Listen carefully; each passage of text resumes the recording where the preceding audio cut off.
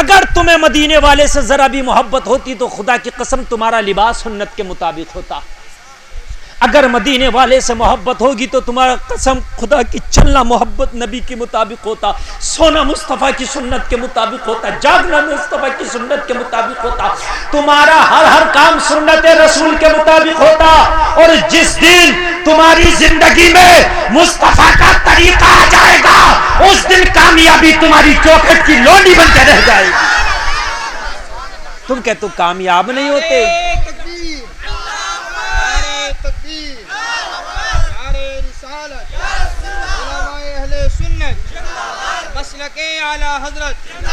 حضرت علامہ مفتی غلفام رضا رامپوری, نعرہ تکبیر, نعرہ رسالت, علماء اہل سنت. آپ ذرا محبت سے سنیں, انشاءاللہ آپ جھومیں گے اور مچلیں گے. یہاں بھی جھومیں گے, مرنے کے بعد اپنی اپنی قبر میں جھومیں گے انشاءاللہ. ہم کہتے ہیں دعا قبول نہیں ہوتی, ہم کہتے ہیں ہماری پریشانیاں دور نہیں ہوتی. ہم پریشانیاں دور کرانے کے لیے کبھی کسی کے پاس جاتے ہیں, کبھی کسی کے پاس جاتے ہیں, کبھی کسی کے پاس جاتے ہیں. اللہ فرماتا ہے وَنَحْنُ أَقْرَبُ إِلَيْهِ مِنْ حَبْلِ الْوَرِيدِ, یہ اللہ کا فرمان ہے. ارے تو اپنی پریشانیاں دور کرانے کے لیے کبھی کسی کے پاس, کبھی کسی کے پاس. اللہ فرماتا ہے اے مسلمان میں تیری شہ رگ سے بھی زیادہ قریب ہوں, تجھے کہیں جانے کی ضرورت نہیں ہے. گھر میں بیٹھے بیٹھے اپنے مولا کو یاد کر لینا. تو اگر دل میں بھی یاد کرے گا رب تیری فریاد کو سنے گا, تیری پریشانی دور ہو جائے گی. اللہ فرماتا تیری شہ رگ سے زیادہ قریب ہوں, اس شہ رگ سے جس میں تیری جان ہے اس سے بھی زیادہ قریب ہوں. اور پھر تم کہیں بھاگ رہے ہو, کہیں بھاگ رہے ہو, کہیں بھاگ رہے ہو. کتنا بھی بھاگ لو پریشانی اللہ ہی دور کرے گا. بولو ہے کہ نہیں ہے؟ اللہ ہی دور کرے گا. تو پھر اللہ ہی سے نہ مانگو, اور پھر اللہ ہی سے فریاد نہ لگاؤ. لو لگاؤ. اور اللہ سے فریاد کب لگے گی؟ جب لگے گی جب جھوٹ بولنا چھوڑ دو گے. اللہ سے فریاد کب لگے گی؟ جس دن تم چغلی کرنا چھوڑ دو گے. اللہ سے فریاد کب لگے گی؟ جب دوسرے کی بیٹیوں کو کرنا چھوڑ دو گے. اللہ کی بارگاہ میں فریاد کب قبول ہوگی؟ جب حرام کھانا چھوڑ دو گے. اللہ کی بارگاہ میں دعا کب قبول ہوگی؟ جب کمزوروں کو ستانا چھوڑ دو گے. اللہ کی بارگاہ میں دعا کب قبول ہوگی؟ لوگوں جب تم برے کام کرنا چھوڑ دو گے.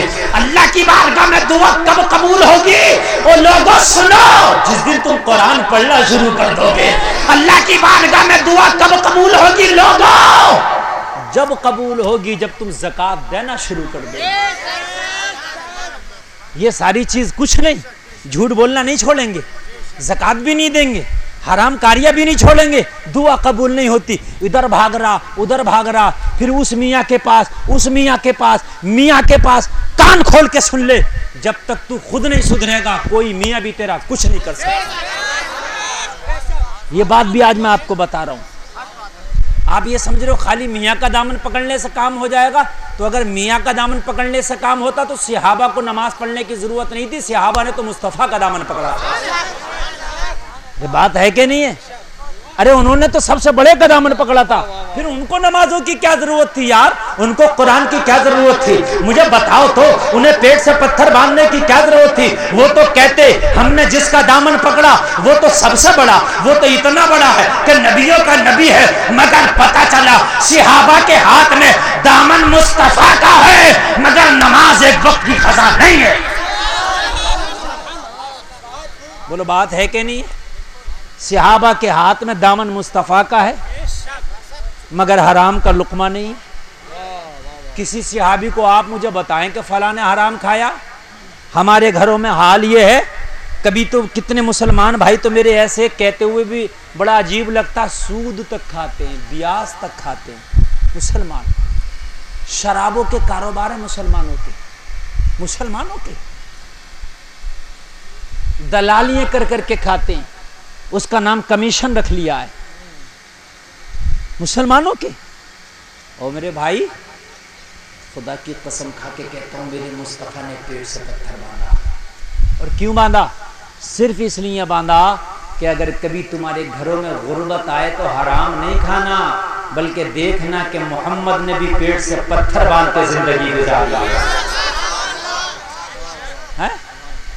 ہو نبی والے نبی والے نبی والے، تو نبی والے ہو تو کبھی اگر نہ ملے تو بھوکا بھی رہو، یہ بھی نبی کی سنت ہے. ارے بات ہے کہ نہیں ہے نبی والے؟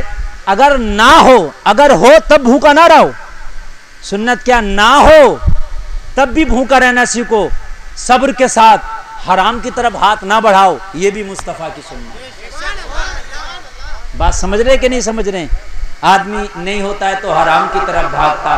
اور لوگوں جلسے میں آنے والوں ذرا دل کے کاموں سے سننا، ایمان تازہ ہو جائے گا. آج گلفام رضا تمہیں بتا کر جانا چاہتا ہے، اے لوگوں میرا نبی چاہتا تو جنت زمین پہ منگا لیتا، میرا نبی چاہتا تو زمینوں کے خزانے منگا لیتا، میرا نبی چاہتا تو سمندر کی تہ سے لالو گوہر منگا لیتا، میرا نبی چاہتا تو جبریل راتوں دن میرے نبی کو کھانے لا کر دیتا. مگر لوگوں تمہارے مصطفیٰ خدا کی قسم صحابہ کے پیٹ سے اگر ایک پتھر بنا ہوتا تو میرے نبی کے پیٹ سے 2 پتھر بندے ہوتے. یہ حال تھا میرے نبی کا. اور کیوں تھا یہ حال؟ کیوں تھا یہ بھی سن لیجئے. صرف اس لیے تھا کہ میری امت کا اگر کوئی غریب ہو، اس کے گھر میں کھانا نہ ہو، تو وہ آنکھ سے آنسو نہ بہائے بلکہ میری پتھر باندھنے والی زندگی دیکھے. تمہارا میک بالکل ٹھیک نہیں بول رہا اور یہ بالکل ڈسٹرب کر رہا. آپ اس کو صحیح کر دیجئے ورنہ بنا میک کے میں تقریر کروں گا. اور میری آواز اتنی ہے کہ بنا میک کے صحیح آ رہی ہوگی. بولو بولو، بات ہے کہ نہیں ہے؟ بنا میک کے میری آواز صاف بھی آ رہی ہوگی، صحیح بھی آ رہی ہوگی.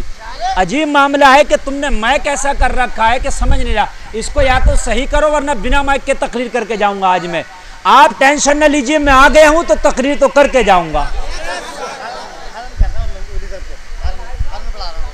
کر دیجئے بھائی، کر دیجئے. ارے اے بھائی آپ ادھر ادھر نہیں ہونا. میں نے آپ سے وعدہ کیا میک نہیں ہوگا تو بنا میک کے بولوں گا. اللہ نے میری آواز میں اتنی طاقت دی ہے کہ بنا میک کے بھی تم جیسے 10 گنا لوگوں کو آواز پہنچا سکتا ہوں. بات سمجھ رہے کہ نہیں سمجھ رہے؟ ہاں اب تقریر سنیں میری. آپ میں جو عرض کر رہا ہوں، اگر کسی کے گھر میں غربت ہو، کیا ہو کسی کے گھر میں میرے بھائی؟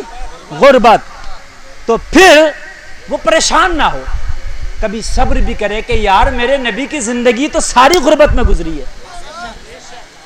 نبی نے امیری کو پسند نہیں کیا، نبی چاہتے تو دنیا کی دولت آ جاتی، مگر غربت کو. اس لیے کہ اگر امت کا کوئی ہو تو وہ پریشان نہ ہو، اس کا دل نہ ٹوٹ جائے، وہ میری زندگی کو دیکھے کہ میری زندگی میں بڑی غربت رہی ہے، بڑی غربت رہی. سنتے رہو، لیٹ جائے تب بھی تقریر چلے گی، میک جائے تب بھی چلے گی.